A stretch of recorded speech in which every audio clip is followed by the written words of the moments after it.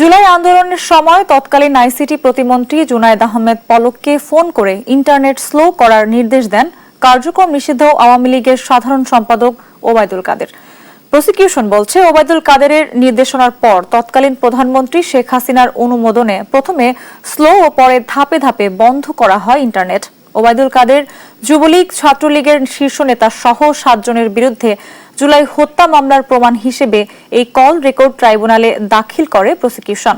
আন্দোলন দমনে মারণাস্ত্র ব্যবহার ও গণহত্যা তথ্য গোপনে ইন্টারনেট বন্ধের উদ্যোগ নেওয়া হয় বলে দাবি প্রসিকিউশনের। এদিকে বর্তমান স্বরাষ্ট্রমন্ত্রী সালাউদ্দিন আহমেদকে গুমের ঘটনায় সাবেক সেনা কর্মকর্তা জিয়াউল আহসানকে আদালতে হাজির করার আবেদন করেছে প্রসিকিউশন। আসসালামু জি, আসসালামু আলাইকুম ভাই, পলক বলছি। এটা একটু স্লো করে দাও জি, ইন্টারনেট একটু নেত্রীর পারমিশনটা নিয়ে নি। নিয়ে নাও।